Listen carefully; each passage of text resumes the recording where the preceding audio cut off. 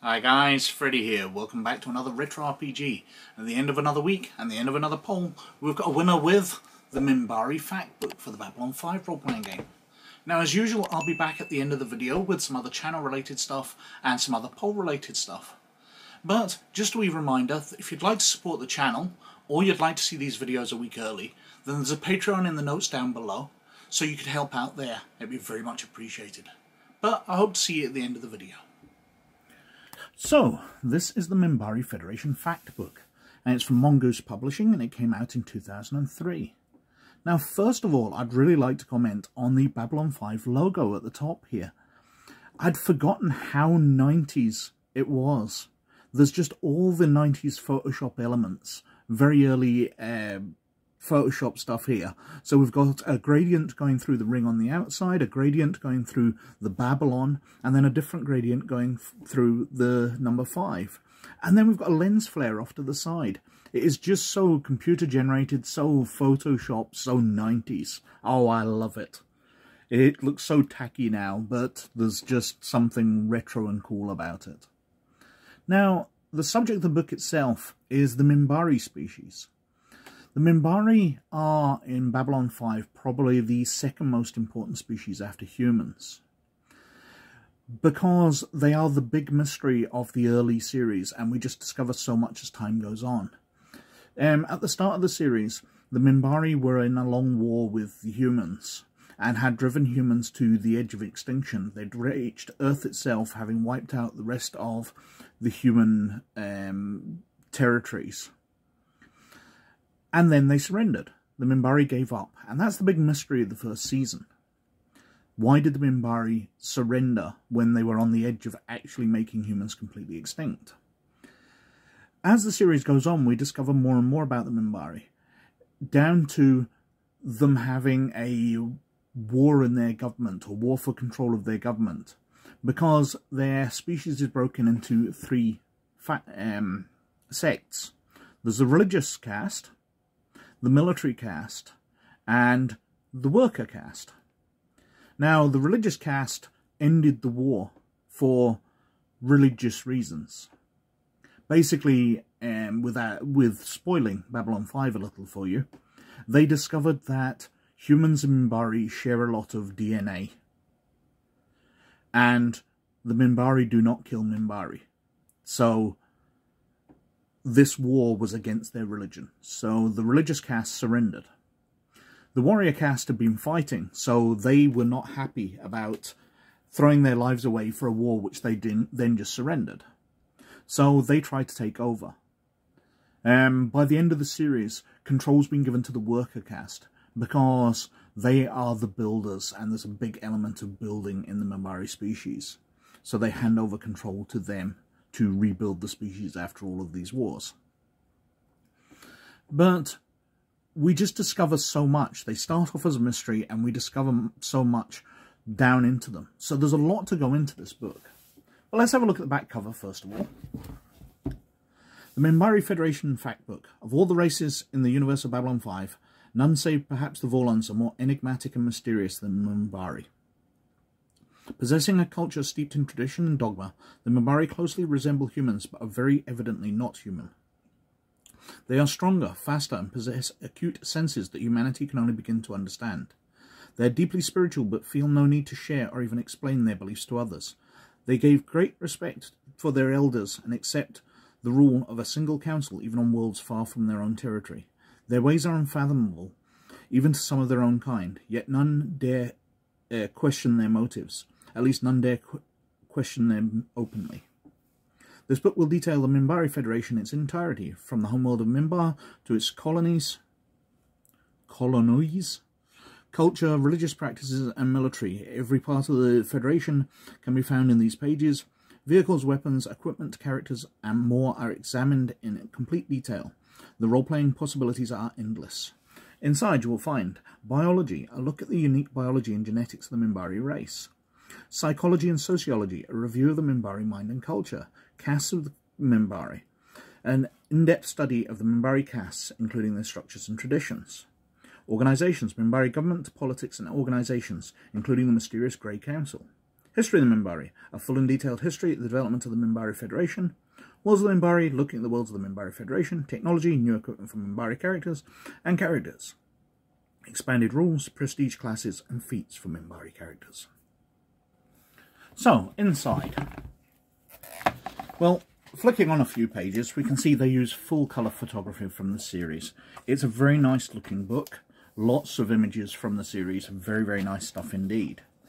And that's a definite improvement on the older Chameleon Eclectic version of the role-playing game, the Babylon Project, where they generated a lot of their own artwork, and it looked very 90s video game-ish. But this is photographs from the series, nice stuff. These are very good-looking books. Now we start off with the foreword, describing the Minbari in the Babylon 5 D20 role-playing game with their racial traits, which are already given in the main rulebook. And then we're on to biology. Now, one of the things I actually not quite happy in this is the Minbari have a head bone, a crest across the back of their skull. And this is different for every character. If I can find a few pictures of Minbari, should be in here. We can see some of them have very pointy ones, some have very rounded ones. Some are very smooth, some are like total crests. Now, I always wondered what that meant. Is it a male-female thing? But no, because we see some males with smoother crests as well. Is it a warrior caste, religious caste thing? And the warrior caste would have more aggressive looking ones, whereas the religious have smoother. But why would that happen? Are you almost born into your caste?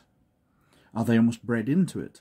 Now this book doesn't touch on it at all. They just mention the only possible way I can see it's expressed is that their crests grow differently if you receive damage.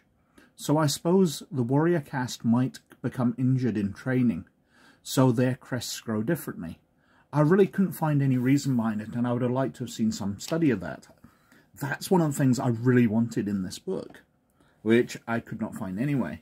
We've got Minbari Anatomy, which talks through how their muscles work differently to human and are faster and slightly stronger than human ones. We go through their internal anatomy, height and weight, how their brains work, general biology, their sensory capacity, really going into details of why Minbari are different to humans, even though they look very, very similar. Now, I picked up a spelling error on the back cover, and I have to note that here, the aging effects, we have the race and gender for Minbari females and Minbari females. A different range of ages, where I think they mean males in one of those columns. Probably the top one. I would guess that the males are slightly older, but who knows? Maybe the females are older, more wise. So it does look like proofreading kind of slipped with this book a little. Anyway, we carry on. There's language skills.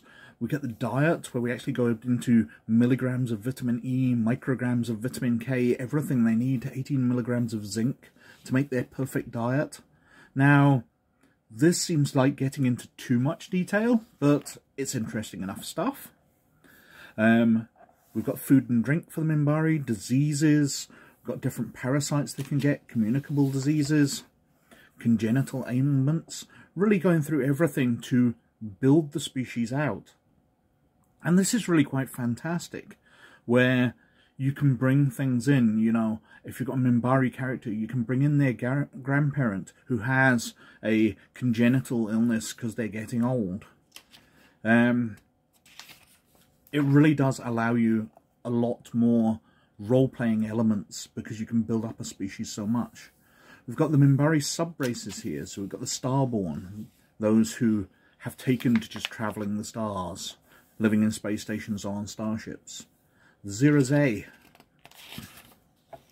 who are connected to the mysterious Vorlons, the Shadow Souled. We've got sub-races with their own stats. Psychology and sociology, talking about their social customs. You know, from childhood, naming, schooling, really fleshing out the species in wonderful ways. A lot of it based on episodes, but there's a lot of extra information here as well. So how do they handle their elderly? Their beliefs on death. Perceptions outside. So what do the Centauri think of them? The Narn. What do they think of humans, Vorlons, the League of Non-Aligned Worlds? We've got the different Minbari languages. Their different arts, really building up their cultures quite fantastically here. And then we're on to the castes. So we've got the religious caste, talking through the 8 paths of light and darkness, going through all of the principles that they base their religion on. Then onto the structure of it. So religious offices, religious caste holidays. So different days that they take in worship. Then we're on to the warrior caste, the warrior's code that they follow. A warrior's actions are his word, his thoughts and his soul. Weapons are made to kill, warriors are made to wield them. When warriors fight amongst themselves, only the enemy can win. Every side in a war believes it's doing what is right. Death is a warrior's gift, a warrior's price, and a warrior's curse. A warrior fights for life, his own, and those of his people. So then we've got reflections on the traditions of war. So different traditions in the way they fight. A lot of these. So what they think of the different beliefs amongst the different factions. We've got martial styles. So we've got Minbari characters, infantry soldiers, cavalry soldiers. Warrior caste traditions and holidays. Rituals of war. The caste in detail and the workers. So there are 3 laws. Race is judged by its creations alone, which I think is a rather beautiful view to have on a race. Work worthy of praise does not require any. Anything broken can be remade. Anything remade was never truly broken. The worker caste are almost religious in their desire to build stuff. I really do like that. We've got the insignia of the administrator of the worker caste. Taskmasters, so the bosses and the administrators. We've got their holidays. And then finally we've got the caste list, so people who don't belong to one of the 3 castes, which kind of breaks their rule of 3. The Minbari are all about the 3s. So we've got the Grey Council, the leaders of the Minbari. The structure of the Grey Council and their government, faces shrouded in grey. The 3 Satai are the religious caste as of the end, so Delenn, Delari and Rethen. The Satai of the worker caste, Delan, Solnier and Alen. And then the Satai of the warrior caste, Copland, Hedron and Shakat. And then we get the changes in it. So the new Grey Council as it stands at the end of 2261. The military going through. So we've got the Firewings clan. We've got the fleets, the infantry divisions, their different starships. Going through how the characters fit into this, you know, whether your characters in the navy or the infantry and all that. The Stormblades, the legacy of the Windsword, the followers of the First Ones. History of the Minbari civilization, so it goes through in this. Now, this is one of the problems I have with this book. There are lovely pictures of Minbari starships here. This is a Minbari flyer of some kind, a short-range shuttle type ship, or actually it can go through jump gates, so it's a long-range shuttle, but it's not really a combat vessel. But it's not labelled as to what it is. And as we continue through, we've got various other nice pictures of ships. Now, with a little research, I can find out what these are, because these are known classes within Babylon 5.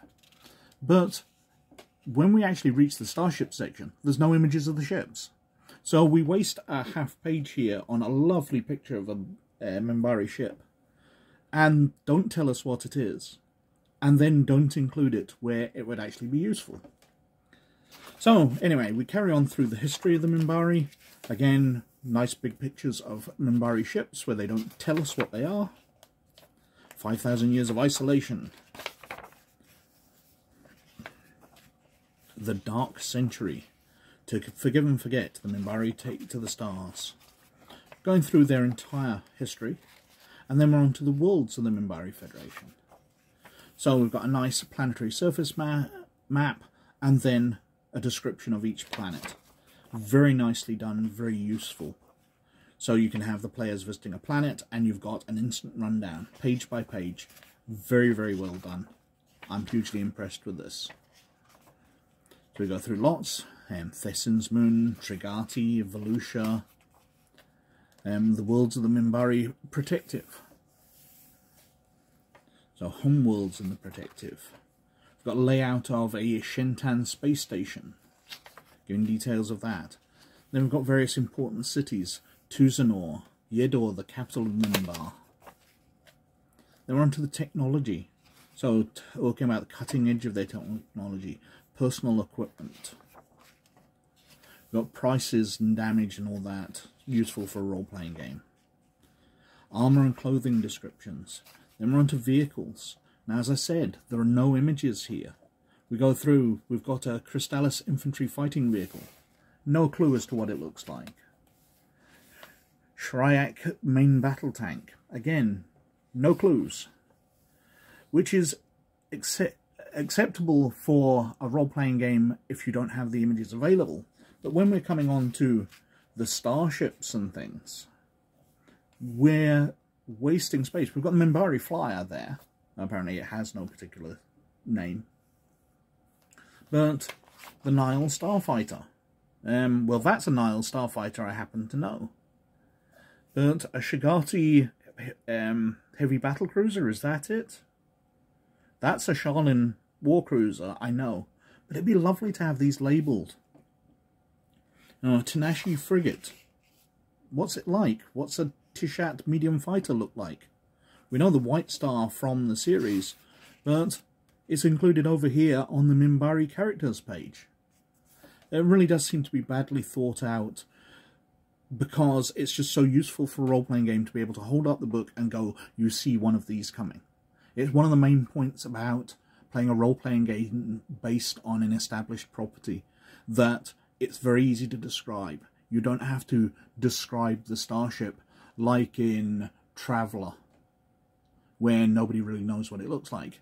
If you're running Babylon 5 or Star Wars or Star Trek, you can point towards a picture of a ship and say, here comes an X-Wing or a Nile Starfighter or the Enterprise, and people know what you're talking about without having to go into details of the layout. Really gets them to be able to picture it. In Mario characters, we've got some new skills here, different feats, because of course this is a D20 based system. So cast feats, castless feats. We've got prestige classes. Now you can go on to become a High Foreman, an Alet, if I'm pronouncing that right, a devotee of Valian, a singer-poet, a grand telepath, a stalker, a rider of the song. Then we're getting towards the end of the book here. We've got Minbari campaigns talking about how you would run a Minbari campaign and use them. You know, Minbari players from different castes, how they fit in. Minbari and other races. So what Minbari think of the other races, which is similar to the section earlier. Why you'd use Minbari, campaign concepts, and what's going on within the timeline of Babylon 5, so year by year. The essential Minbari. So, Minbari are honourable, they're polite, they forgive, but they never forget. They act as one. Then we've got various Minbari non-player characters. So, standard second-level Minbari adept telepath, labourers, homeless, merchants, doctors, guardians. Very handy attributes to have to just pull out when they face an elite fighter pilot, for example. Then we've got Delenn, out of the series, Lania, Naroon, Lavelle, Hedron, Shakiri, and a very nice picture of a Minbari war cruiser there. And that's it, apart from the open game license at the back. So that was the Minbari Federation fact book for the Babylon 5 role-playing game, and that won the poll with 27% of the vote this week. Very clearly ahead, but it was a much tighter race, because Magic, A Manual of Mystic Secrets for Earthdawn came in at 23%. It was close enough that, even though I'd spent a couple of days looking through the Minbari Federation book to bring myself up to date, I was worried that the poll would turn round and I would have to cram the Magic book overnight. But turns out the Minbari book won. Everything else was further behind. Immortal: The Invisible War came in on 20%, the Darklands book for Lone Wolf role-playing game came in on 18%, and Into the Dark for Fading Suns came way behind with only 12%. But it was a much tighter race, and I like to see the polls that way. I don't really like it when one thing is clearly the leader from the start. I much prefer there to be a bit of a challenge to it. Again, this week we're clearing off the poll, and I'm moving to another shelf in my collection. Now this is the final shelf of role-playing stuff I've got. I've got other shelves which are graphic novels and just other books. But this is other stuff I've been given fairly recently, or I've purchased fairly recently. And these are things I'm not that familiar with. So it's a much more interesting one for me because I'm going to have to look through and study the books.